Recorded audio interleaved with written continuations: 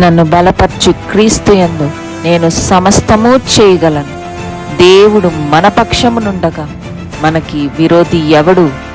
ఆమేన్, ఆమేన్. యోహాను సువార్త 3వ అధ్యాయం.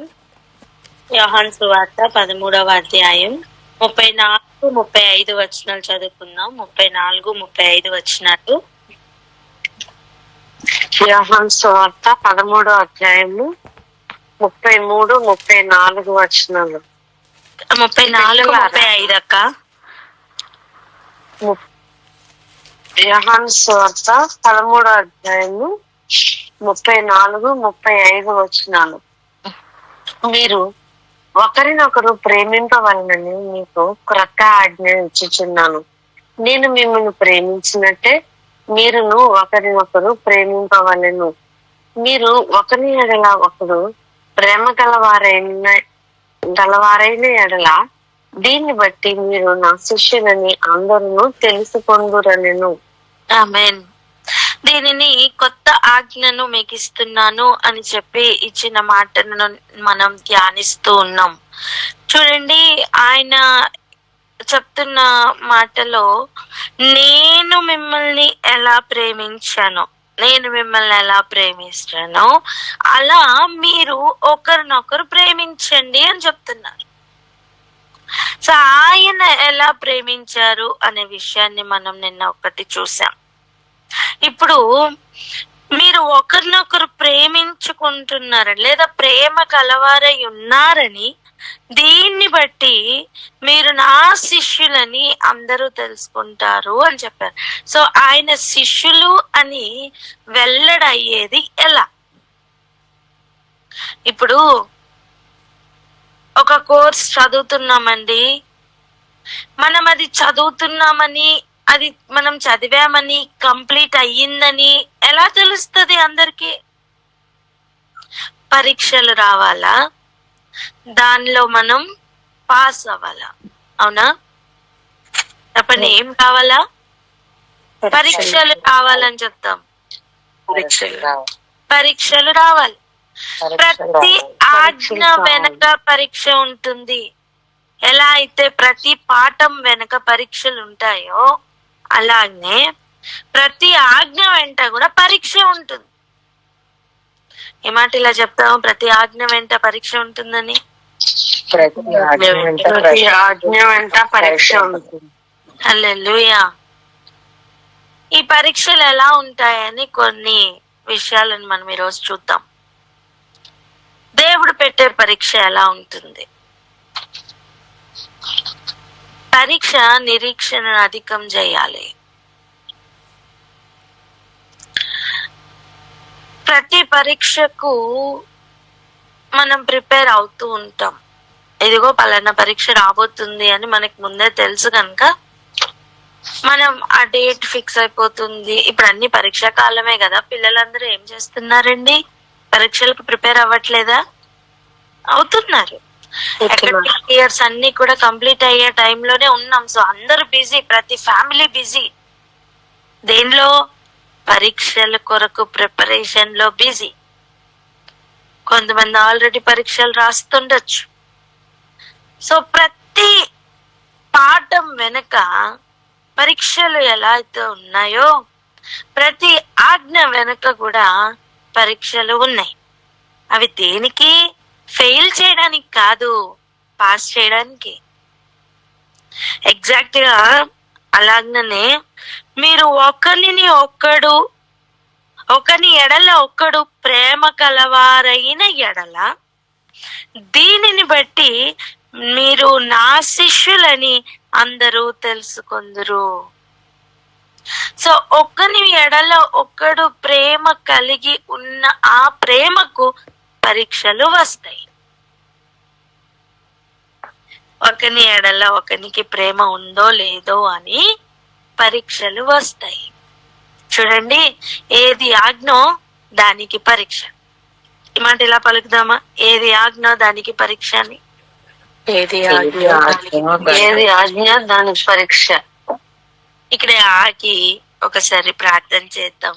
ఏమనంటే, ప్రభా నీ ఆజ్ఞలు కట్టడలు ప్రకారం మేము నడవాలని ఆశపడుతున్నాం, కానీ ఈ పరీక్షలలో మేము ఉత్తీర్ణులై ఉన్నట్లుగా మాకు సహాయము చేయమని ప్రార్థన చేద్దాం. ఆయన సహాయం లేకుండా మనం ఏ పరీక్ష రాయలేం. మరి ముఖ్యంగా ఆయన చెప్తున్న ఇంకొక మాట చూడండి, నేను మిమ్మల్ని ఎలా ప్రేమించానో అలా మీరు ఒకరినొక్కడు ప్రేమించమని అర్థం. నేను ఎలా ఆన్సర్ షీట్ రాసానో మీరు కూడా అలా రాయమని. మనం రాస్తే ఆయన లాగా ఎలా రాయగలుగుతాం? మరి ఆయననే అడుగుదాం, ఆ ప్రార్థన చేద్దాం. ప్రభా మీరు ఎలా ప్రేమించారో అటువంటి ప్రేమ మాలో నింపమని ప్రార్థన చేద్దాం. ఆయన నింపే దేవుడు. ప్రార్థన చేద్దాం, చేయండి. స్తోత్రం. పరిశుద్ధానికి వందనాలు నాయన. ఆయన దయ కలిగిన మా రాజా, కృప కలిగిన మా తండ్రి, నాయన సర్వశక్తి మంత్రమైన ఏసయాని సన్నిధికి వస్తున్నాం. ప్రభా నీ ఆజ్ఞల మార్గంలో మేము నడవాలని ఆశపడుతున్నాం. ఏసయ్య ప్రభా నీ చిత్తం అంతటి మీరు తండ్రి చిత్తంను నెరవేర్చిన ప్రకారం నీ చిత్తంను మేము నెరవేర్చాలని ఆశపడుతున్నాం. ఆయా మీ ఆజ్ఞల మార్గంలో నడవాలని ఆశిస్తున్నాం. మాకు మీరు ఇస్తున్న టెస్ట్ లో ప్రభా మేమందరము నాయన ఏసయ్య మేము పాస్ అవ్వాలని, ప్రభా నీ యొక్క ఆశీర్వాదానికి మేము పాత్రలు అవ్వాలని, ప్రభా నీ నీతి యావత్తు నెరవేర్చాలని మేము ఆశిస్తున్నాం. కానీ ప్రభా నాయన ఏసయ్య మేమైతే ప్రభా నాయన ఏసయ్య నీలాగా నాయన మీరు ఎలాగైతే మీ ఆన్సర్ షీట్ పర్ఫెక్ట్ గా రాశారు అంతే అలా రాసేంత నాయన క్యాపబిలిటీ మాకైతే లేదు. ప్రభా మీరే మాకు బోధించండి అయ్యా, మీరే మాకు నేర్పండి అయ్యా. మా హృదయంలో ప్రభా మీరు ఎలాగైతే నాయన ఏసయ్య ప్రేమించి నాయన ఏసయ్య తండ్రి నీతిని నెరవేర్చారో మేమును మా సహోదరుని ఆ విధముగానే ప్రేమించడానికి మీ యొక్క ప్రేమను మాలో ఉంచండి ఏసయ్య. నాయన ఏసయ్య మీరు దైవికమైన ఆ ప్రేమను ప్రభా నాయన మాలో నాయన ఉంచి అది ఉప్పొంగజేస్తూ నాయన మా ప్రతి రిలేషన్ లోకి అది ఫ్లో అవునట్లుగా ప్రభా నీ నీతిని నెరవేర్చి నాయన మేమును నాయన నీ ఎదుట నాయన ఏసయ్య యోగ్యులుగా నిలబడినట్లు మా కృపని మన ఏసునామమున ప్రార్థిస్తున్నాం తండ్రి. ఆమేన్. ఆమేన్. చూడండి, ఇప్పుడు అవుతున్న ఎగ్జామ్స్ లో మనకు ఒక ప్యాటర్న్ ఉంది చూడండి, ఇంటర్నల్స్ ఎక్స్టర్నల్స్ అని కదా. అంటే ఏంటి?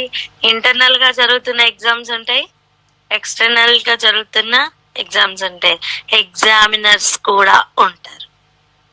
అలాగనే మనం ఇప్పుడు ద్రాక్షావల్లిలో తీగలై ఉన్నాం కదా.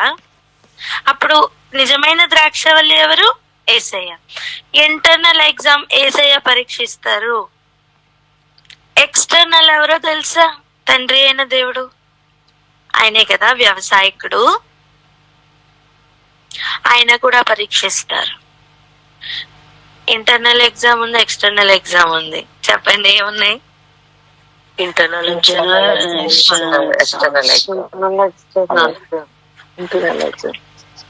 సో కొన్ని ఏరియాలకి మనం వెళ్ళి వద్దాం.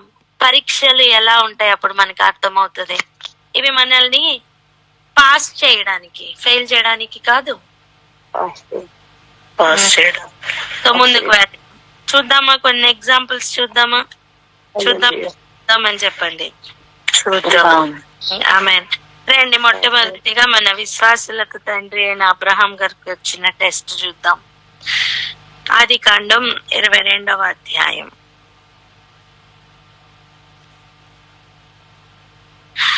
ఇచ్చిన ఆజ్ఞ ఏంటో చూద్దాం.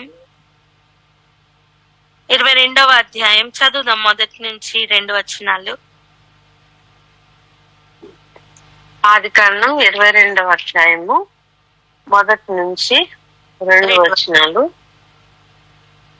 ఆ సంగతులు జరిగిన తర్వాత దేవుడు అబ్రహామును పరిశోధించను.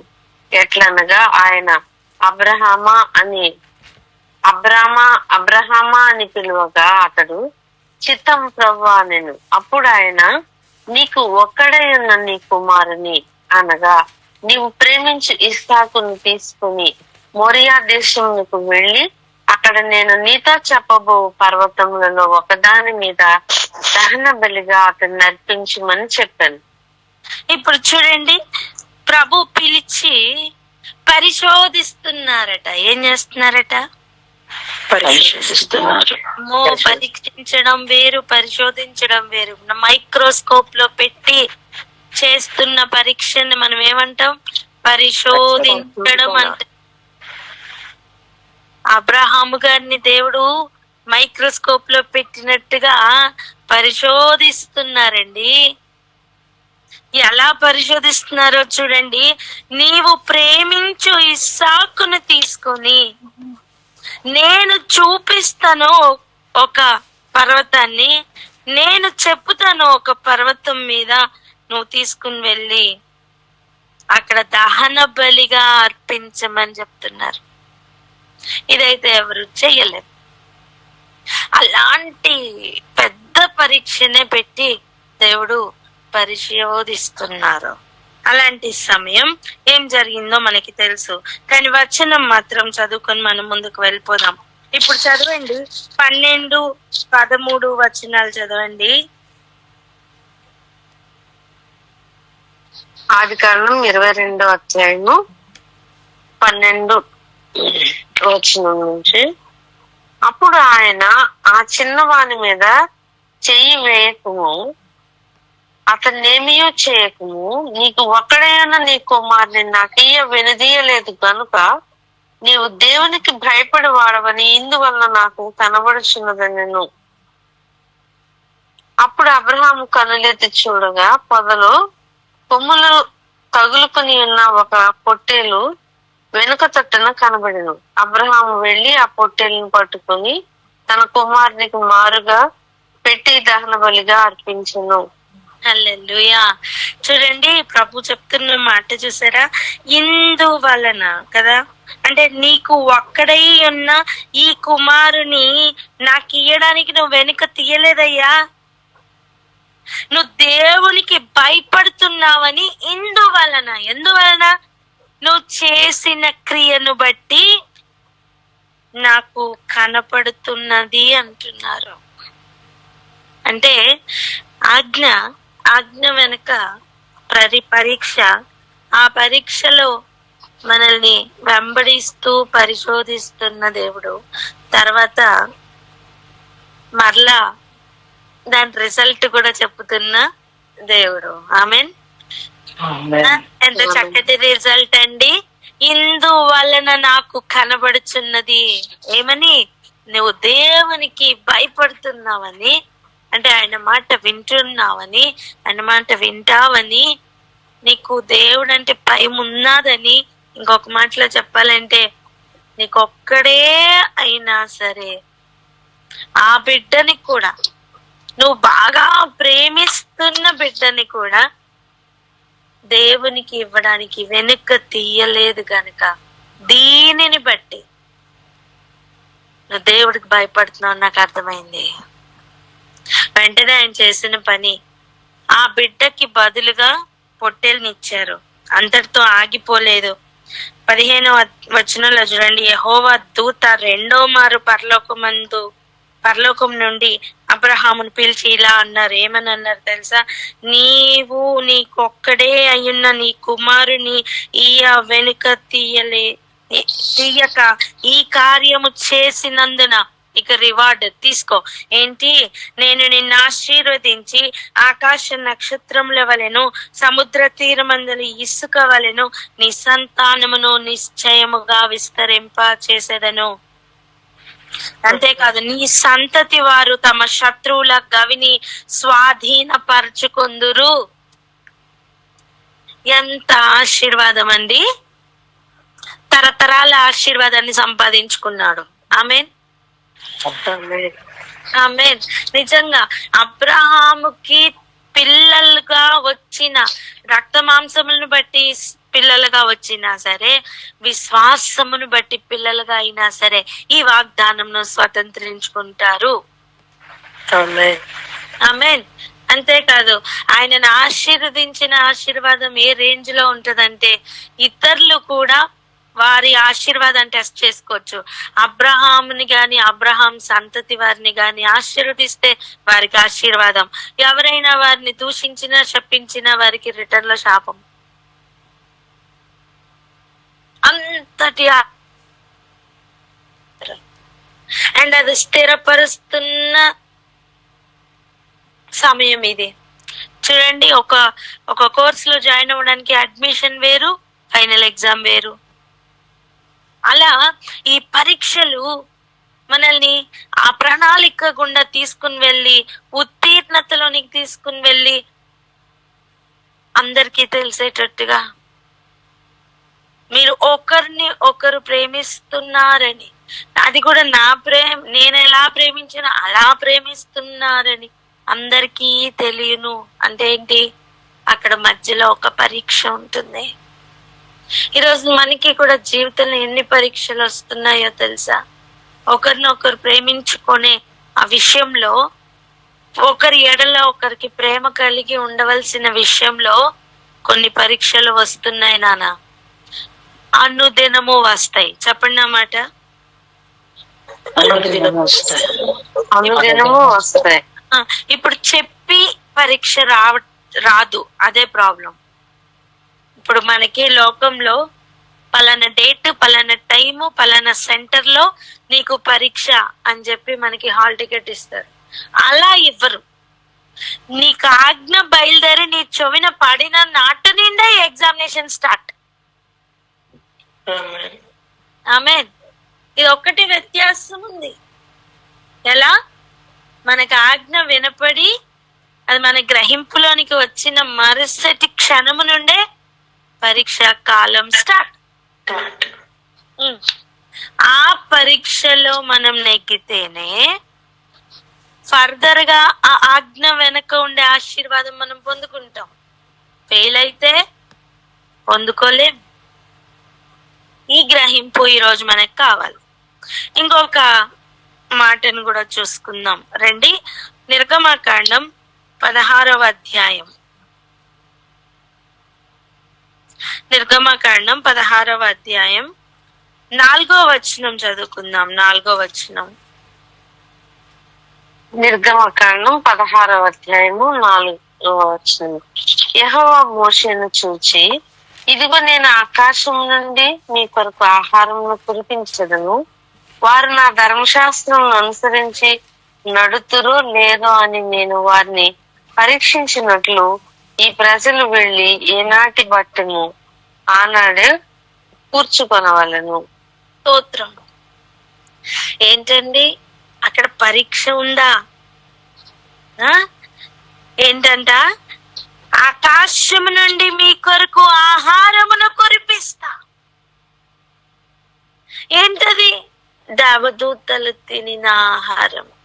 ఆ కాలంలో ఇశ్రాయేలీలు తినిన ఆహారం ఏది? మన్నా కదా. అది ఏంటో తెలీదు వారికి. తెల్లవారేసరికి వారికి పాలెంలో పడి ఉండేది. ఏ నాటి బత్తెం ఆ రోజు కూర్చుకునేవారు. వారు కూడా తెల్లవారిని వెళ్ళి వాళ్ళ గిన్నెల్లో వారు దాన్ని కూర్చుకునేవారండి. అయితే ఆ ప్రణాళిక వెనక ప్రభు పరీక్షిస్తున్నారట. అసలు ఎవరైనా అనుకుంటామా ఏ రోజు ఆహారం ఆ రోజు కూర్చుకోవడం ఒక పరీక్షని? ఈరోజు ఆలోచించుదాం. ప్రతిదినం వాక్యం కూడా మనకి దేవుడు మన్నా కంటే శ్రేష్టంగా అనుగ్రహించడానికే మన చేతుల్లో బైబిల్ పెట్టారే. మన అందరి చేతుల్లో బైబిల్ లేవా? అవి చంక కిందనో తలగడ కిందనో మాత్రం పెట్టుకొని పొట్ట మీద పెట్టుకొని పడుకోవడానికి కాదే, హృదయంలో పెట్టుకోవడానికి. నేను అనుకుంటున్నా ప్రతిదినం ఆయన ఆకాశం నుండి ఇస్తున్న ఆహారంను ఎలా అయితే ప్రతిదినం కూర్చుకోనే ద్వారా పరీక్షించారో మనల్ని కూడా ప్రభు పరీక్షిస్తున్నారేమో అని. ఎందుకంటే చూడండి అక్కడ చెప్పిన మాట చూడండి, మీ కొరకు, లేదా అక్కడి నుంచి చదువు, ఇదిగో నేను ఆకాశం నుండి మీ కొరకు ఆహారమును కురిపించేదను. వారు నా ధర్మశాస్త్రమును అనుసరించి నడుతురో లేదో అని నేను వారిని పరీక్షించున్నట్లు ఈ ప్రజలు వెళ్ళి ఏనాటి బత్తెం ఆనాడే కూర్చుకొనవలెను. ప్రభు కూడా మనకి ప్రతి దినం నువ్వు బైబిల్ తీసి చదువుతున్న ప్రతి క్షణం దేవునితో మాట్లాడట్లేదా? యూట్యూబ్ ఓపెన్ చేస్తే దేవుడు మాట్లాడుతున్నారు. దేని విషయం గురించి ఆలోచించినా ఆయన మాట్లాడుతున్నారు. ప్రార్థనలో కూర్చుంటే ఆయన మాట్లాడుతున్నారు. ఇలా అనుక్షణం అనుదినం దేవుడు మాట్లాడట్లేదా? అయితే ఆ ప్రతి దానిలో కూడా దేవుడు మనల్ని పరీక్షిస్తున్నారు. ఏనాటి బత్తెం ఆనాడు కూర్చుకునే రీతిగా అనుదినం ప్రభు మనందరినీ పరీక్షిస్తున్నారు. వీరు నా మీద శ్రద్ధ కలిగి ఉన్నారా లేదా, నా మాట వింటారా లేదా, వీరు ధర్మశాస్త్రంను అనుసరింతురో లేదో అని ఆనాడు వారిని అలా పరీక్షిస్తే మరి మనకి ఎన్ని పరీక్షలు. వారి తెల్లవారినప్పుడు మాత్రమే పడేదండి మన్నా. వారికి ఆకాశం తెరవబడి తెల్లవారేటప్పుడు మాత్రమే మన్నా పడేది. అంటే వాళ్ళ పరీక్ష టైం ఏంటి? తెల్లవారు మాత్రమే. ఇప్పుడు మనకి అలా కాదే. ఇప్పుడు మనకి అలా కాదు కదా. 24 గంటలు 24/7 ఎప్పుడు నాకు మొరపెట్టం, నీకు ఉత్తరం ఇస్తాను. ఆయన సన్నిధికి చేరడం, ఉన్న స్థలంలో ఉన్న పాటున ప్రభువా అంటే ఇదిగోమ్మ అని చెప్పి ప్రభు ఉత్తరం ఇస్తున్న దినాలు ఇవి కదా.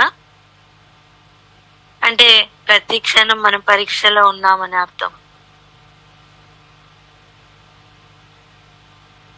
ఎలాగైతే సీసీ కెమెరాలు ప్రతి క్షణం వాచ్ చేస్తూ ఉంటాయో అలా ప్రతి క్షణం మనం పరీక్షలో ఉన్నాం. ఈ మాట పలుకుతామా?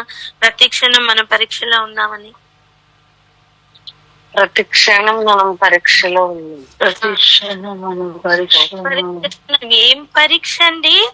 ఏం పరీక్ష? ధర్మశాస్త్రంను అనుసరించి నడుస్తారో లేదో అని ఆయన ఆ రోజు పెట్టిన పరీక్ష. ఇప్పుడు మనకి పెడుతున్న పరీక్ష ఏంటి? ఆయన ఆజ్ఞను పాటిస్తామో లేదో అని. మీకు కొత్త ఆజ్ఞ ఇస్తున్నానని చెప్పారు. మనకి ఇచ్చిన ఆజ్ఞ ఏంటి? ఒకని ఎడల ఒకరు ప్రేమ కలిగి ఉండాలి. నేను అంటాను అది ప్రతి క్షణం ఇప్పుడు మనకి పరీక్షలోనే ఉన్నాం. గ్రహిస్తున్నామా? గ్రహిస్తే ప్రార్థన అందుకుంటారా? ప్రతి క్షణం మనం ఉన్న పరీక్షలో మనం అందరం పాస్ అవ్వాలి. ప్రార్థన చేద్దాం. ఎవరైనా ప్రార్థన అందుకోండి. స్తోత్రం స్తోత్రం పరిశుద్ధుడా గొప్ప దేవ మహోన్నతమైన తండ్రి, వందనములు స్తోత్రములు ఆయన. అయ్యా నీ ఉన్నతమైన ప్రేమ చేత ప్రభువా తండ్రి నాయన యేసయ్యా అనుదినము ప్రభువా నువ్వు ఇస్తున్న ప్రతి వాక్కును బట్టి నీకు వందనములు స్తోత్రములు నాయన. అవును తండ్రి అయ్యా గ్రహిస్తున్నాము కానీ ప్రభువా అయ్యా వింటున్న ప్రతి వాక్యము వెనుక ప్రభువా అయ్యా మేము మమ్మల్ని అయ్యా పరీక్షిస్తున్నారని ప్రభువా తండ్రి నాయన గ్రహించలేకుంటుండగా తండ్రి అయ్యా ఇదిగో వింటున్న వాక్యములో మర్మము కలదని అయ్యా అది మేము తెలుసుకొని ప్రభు ఆ పరీక్షలో మేము నెగ్గేవారముగా ఉండాలి అని తండ్రి నాయన మరి ఒక్కసారి తండ్రి ప్రభు మాతో మాట్లాడుతూ అయ్యా వివేచించుటకు గ్రహించుటకు ప్రభు తండ్రి నాయన మీరు ఇచ్చిన కృపను బట్టి వందనములు స్తోత్రములు. అవును తండ్రి అయ్యా ప్రభు తండ్రి నాయన ఒక ఎగ్జామ్ ఉందంటే ప్రభువా తండ్రి నాయన ఎంతో అయా ఇంట్రెస్ట్ తో ప్రభువా తండ్రి నాయన మేము దానిని గ్రహించి ఆ గ్రహించిన దానిని ప్రభువా తండ్రి నాయన అది మరలా తెలియపరిచి తండ్రి నాయన మేము రిజల్ట్ ని ప్రభువా అయా పొందుకునే వారముగా ఉంటుండగా నా తండ్రి ఇదిగో అనుదినము ప్రభు ఏదో ఒక రూపంలో వాక్య రూపంలో తండ్రి నాయన ప్రభు మీరు మాతో మాట్లాడుతూ ఉండగా ఆ మాటలు మేము గ్రహించి తండ్రి కనపరిచి పరివర్తనలో అయా తండ్రి మా ప్రవర్తనలో ప్రభు కనపరుస్తూ మీ నామాన్ని మహిమ పరిచే వారమై ఉన్నామని అది ఎరుగక ప్రభు మేము రాస్తున్న ఒక పరీక్ష అని మాకు తెలియజేస్తున్న మా గొప్ప దేవ మీకు వందనములు స్తోత్రములు నాయన. అవును తండ్రి నాయన వింటున్న ప్రతి ఒక్క వాక్కును తండ్రి నాయన ప్రభు మేము నెరవేర్చే వారమై ఉన్నాం. అదే మాకున్న పరీక్ష అని ప్రభు మాకు తెలియపరుస్తున్నందుకు వందనములు తండ్రి. అవునయ్యా తండ్రి నాయన అయ్యా ప్రభు మా పితరులకు ఉదయకాల సమయంలోనే మీరు మన్నాన్ని కురిపించి ఉండగా మమ్మల్ని అధికముగా ఇంకా ప్రేమిస్తున్నారు కాబట్టి ప్రభు అనుక్షణము నీ వాక్కుల చేత ప్రభు తండ్రి మమ్మల్ని బలపరుస్తున్న మీ విధానం బట్టి వందనములు స్తోత్రములు. అవునయ్యా తండ్రి మరి వెలుగుతూ ప్రభు వింటున్నటువంటి ప్రతి వాక్కు వాక్కుల్లో తండ్రి దాగి ఉన్న మర్మము తండ్రి నాయన మేము ఇంకను ఒక ఉన్నతమైన అయా తండ్రి రిజల్ట్ పొందుకోవడానికే తండ్రి అవునయ్యా ఇంకా ఉన్నతమైనటువంటి అయా ప్రమోషన్ లెవెల్స్ మేము పెరగడానికి అని ప్రభు ఇదిగో ఈ పరీక్షల్లో మీరు అనునిత్యము మీరు ఎదగాలి మీరు ఇంకను తండ్రి అని ప్రభు మాకు తెలియపరుస్తూ మమ్మల్ని ఇంకను మాలో ఉన్నటువంటి ఇంట్రెస్ట్ ని ప్రభు మీరు పెంచుతున్నందుకు వందనాలు స్తోత్రములు తండ్రి అవునయ్యా అయ్యా కేవలము తండ్రి నాయన ప్రభు మేము మాటలతో చెవులతో వింటే ప్రభు అది మేము గ్రహించలేము కానీ తండ్రి మా హృదయ అంతరంగములు తెరుచుకొని వింటున్న ప్రతి వాక్కును మా అంతరంగంలోనికి గ్రహించి ప్రవర్తిస్తే తండ్రి నాయన మాత్రమే మీ నామాన్ని మహిమపరిచే వారముగా ఉంటూ అయా తండ్రి నాయన మేము ఇస్తున్నటువంటి ఆ ఎగ్జామ్ లో మేము తన రిజల్ట్ పొందుకునే బిడ్డలుగా మేము ఉన్నామయ్యా.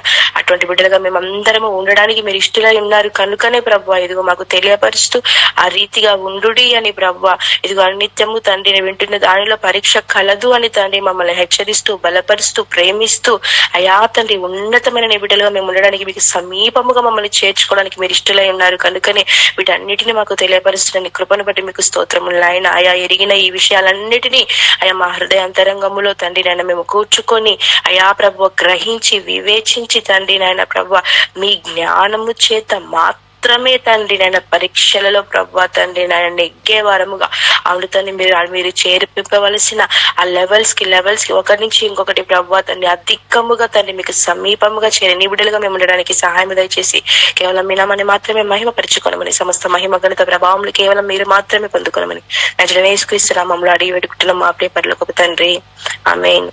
ఆమేన్. ధర్మశాస్త్రం ఇచ్చిన కాలంలోనే ధర్మశాస్త్రం అనుసరిస్తారా లేదా అని పరీక్షించిన దేవుడు ధర్మశాస్త్రంను నెరవేర్చడానికి భూమి మీదకి వచ్చి తన పనిని తను కంప్లీట్ చేసి మాదిరి ఉంచి ఇక సంఘం నాకు కొంత పని ఇచ్చి వెళ్ళిన తర్వాత ఇప్పుడు పరీక్షిస్తారా లేదా? పరీక్షిస్తారు.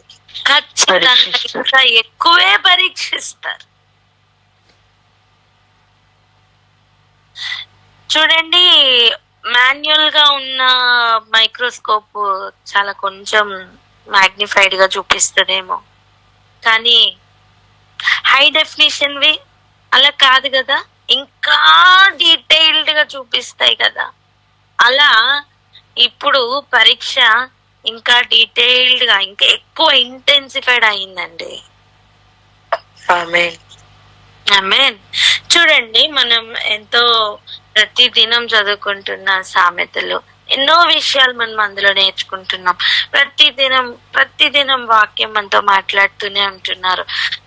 అటువంటి సామెతలు రాసిన సొలొమోన్ గారు,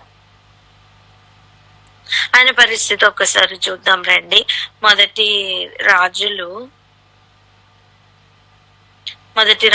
గ్రంథం 11వ అధ్యాయం మొదటి 2 వచనాలు చదువుకుందాం. మొదటి రాజుల గ్రంథం 11వ అధ్యాయము మొదటి 2 వచనాలు. మోయాబీలు, ఎదోమీలు, అమ్మోనీలు, సీదోనీలు, హిత్తీలు అను జనులు మీ హృదయములను తమ దేవతల తట్టు త్రిప్పుదురు గనుక వారితో సహవాసము చేయకూడదనియు వారిని మీతో సహవాసము చేయనీయకూడదనియు యెహోవా ఇశ్రాయేలీయులకు సెలవిచ్చి ఉన్నాడు. అయితే రాజైన సొలొమోను ఫరో కుమార్తెను గాక ఆ జనులలో ఇంకా అనేక మంది పరస్త్రీలను మోహించి కామాతురత గలవాడే వారిని ఉంచుకొంచు వచ్చెను.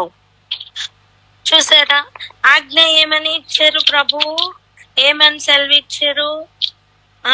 మీరు వారితో సహవాసం చెయ్యొద్దు. ఎందుకు? కారణం ఏంటి? తమ దేవతల తట్టు వారు మిమ్మల్ని తిప్పేస్తారు, అందుకే వారితో సహవాసం చెయ్యొద్దు. అంతే, మీతో సహవాసం చెయ్యనీయకూడదు. 2 రకాలు. మీరు సహవాసం చెయ్యొద్దు, ఒకవేళ వారు సహవాసం చేస్తానని వస్తే చెయ్యనివ్వద్దు. మీరు సహవాసం చేయొద్దు, సహవాసం చెయ్యనివ్వద్దు. 2 సైడ్స్ లో నుంచి కూడా పని చేయాలని ప్రభు చెప్పారు. అంటే 2 చేతులతో కూడా కత్తులు పట్టుకొని యుద్ధం చేస్తే ఎలా ఉంటుందో అలా ఉండాలి జీవితం. అలాంటి పరిస్థితుల్లో రాజైన సొలొమోను ఏం చేశారట, ఫరో కుమార్తెను కాకుండా జనుల్లో ఇంకా అనేక మంది పరస్త్రీలను మోహించాడట. కామాతురత గలవాడై వారిని ఉంచుకొనుచు వచ్చాను. అక్కడితో ఆగిపోలా. అతడు 700 మందిని రాజకుమార్తెలైన భార్యలను 300 మంది ఉపపత్నులను కలిగి ఉండి ఇంకా ఏం చేశాడు, అతని భార్యలు అతని హృదయమును త్రిప్పివేసిరి. 700 మంది ఎన్ని దేవతలను పూజించారో తెలీదు. ఈ సొలొమోన్ రాజు ఎంత మంది వైపు తిరిగిపోయాడో కూడా తెలీదు. సొలొమోను వృద్ధుడైనప్పుడు అతని భార్యలు అతని హృదయమును ఇతర దేవతల తట్టు త్రిప్పగా అతని తండ్రి అయిన దావీదు హృదయం వలె అతని హృదయము దేవుడైన యెహోవా ఎడల యథార్థము కాకపోయెను. దేవుని ఎడల తను యథార్థంగా లేడట. తను పొందుకున్న జ్ఞానం ఏమైంది, తను పొందుకున్న వివేచన ఏమైపోయింది, విస్తారమైన డబ్బు ఏమైంది, పరపతి ఏమైంది, రాజరికం ఏమైంది. సొలొమోను అష్టారోతు అను సీదోనీల దేవతను, మిల్కోము అను అమ్మోనీల హేయమైన దేవతను అనుసరించి నడిచెను. ఏది దేవుడు వద్దన్నారో, ఏది హేయమైనదో వాటి వెంట వెళ్ళిపోయాడు. ఈ ప్రకారం సొలొమోను యెహోవా దృష్టికి చెడు నడత నడిచి తన తండ్రి అయిన దావీదు అనుసరించినట్లు యథార్థ హృదయంతో యెహోవాను అనుసరింప లేదు. ఇంకా చూడండి, సొలొమోను కెమోషు అను మోయాబీల హేయమైన దేవతకును, మొలెకు అను అమ్మోనీల హేయమైన దేవతకును యెరూషలేము ఎదుటనున్న కొండ మీద బలిపీఠములు కట్టించెను. అయ్యా సొలొమోను గారు, దేవునికి కూడా మందిరం కట్టించావు కదా నాయనా, మరలా వీటికి బలిపీఠం ఎందుకు కట్టించావు? తమ దేవతలకు ధూపము వేయుచు బలులు అర్పించుచుండిన పరస్త్రీలైన తన భార్యల నిమిత్తం అతడు ఈలాగు చేసెను.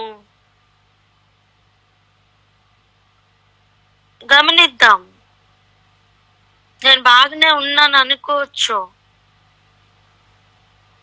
తన ముందు గాని తన తర్వాత గాని ఎవరు కూడా తను పొందుకున్నంత జ్ఞానం పొందుకోలేదట. ఈనాటికి కూడా ఐక్యూ ఇంటెలిజెంట్ కోఎఫిషియంట్ ఎవరికి ఎక్కువ అంటే సొలొమోన్ రాజుకేనండి.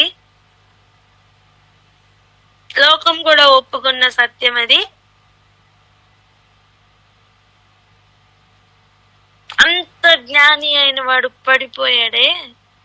దేవుడు పరీక్షిస్తుంటే మనం అనుకోవచ్చు ఒక్కరోజు పాస్ అయ్యాం పర్వాలేదు అని. కాదు, అనుదినం ఆయన పరీక్షలో, ఆయన ఇచ్చిన ఆజ్ఞల్లో మనం నడుస్తున్నామా లేదా అని పరీక్షిస్తున్న దేవుడు. పరస్త్రీ వెంట కూడా వెళ్ళొద్దని ఎంత చక్కగా రాశాడండి మనకి సామెతల్లో.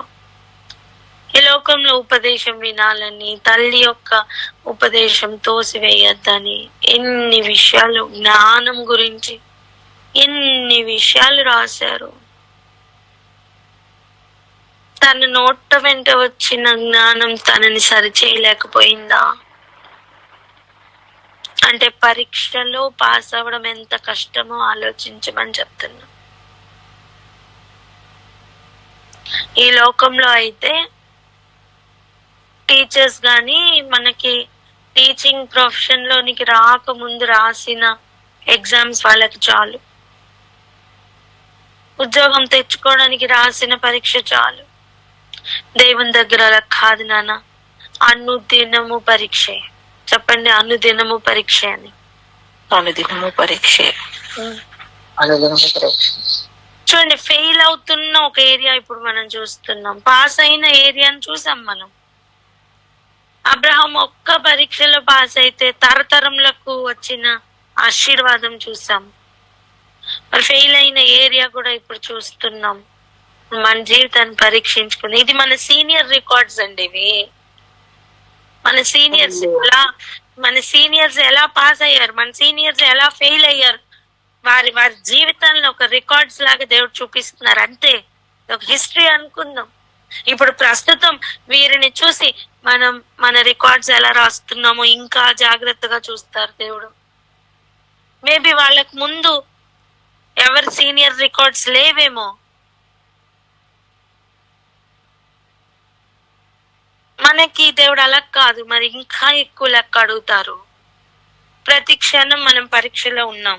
ఆజ్ఞ వెనక పరీక్ష ఉంటది. ఏముంటది? ఆజ్ఞ వెనుక పరీక్ష ఉంటుంది. ఆజ్ఞ వెనక పరీక్ష ఉంటుంది.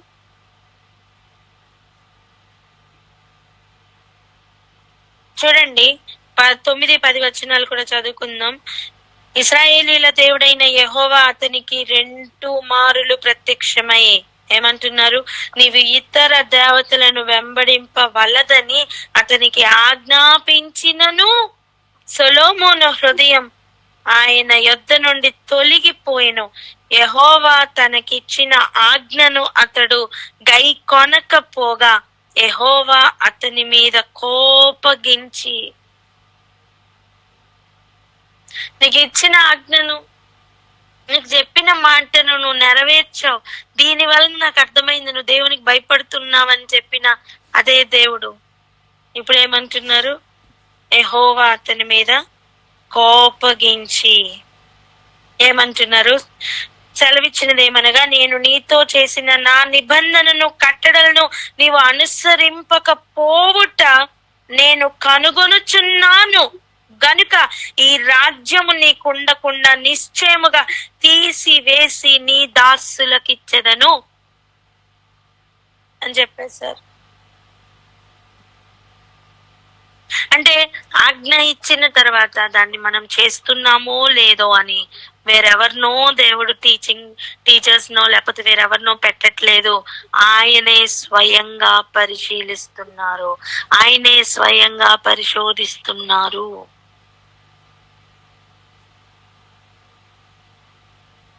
చూసారా?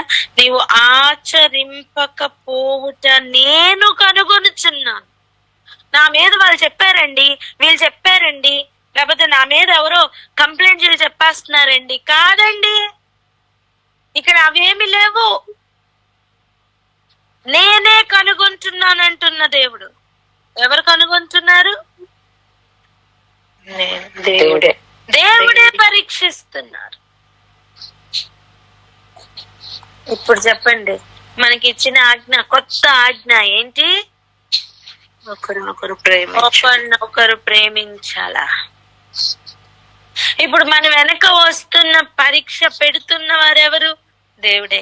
దాని రిజల్ట్ కూడా మన పేపర్ స్వయంగా, పరీక్ష పేపర్ ని, మన సమాధాన పేపర్ ని కరెక్ట్ చేస్తున్నది స్వయంగా ఎవరు? దేవుడే.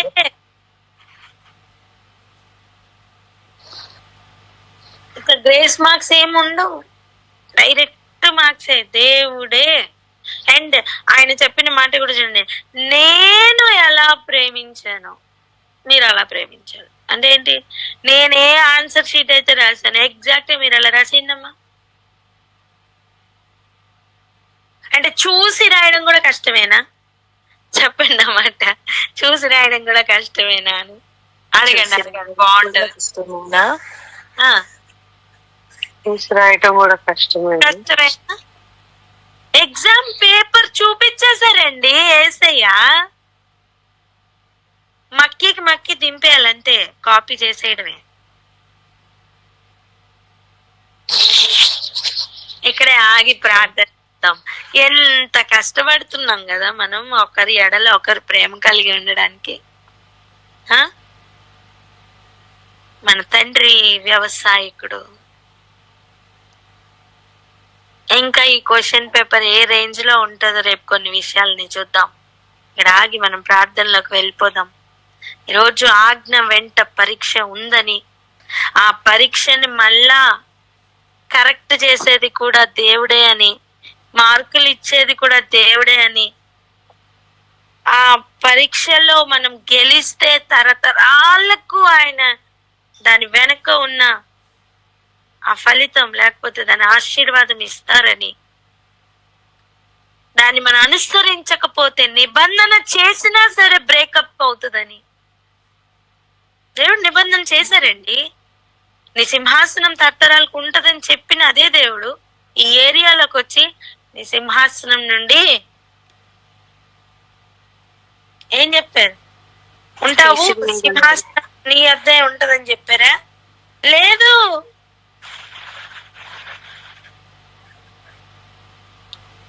నువ్వు ఆచరించలేదు కనుక ఈ రాజ్యం నీకు ఉండకుండా తీసేస్తానన్నారు.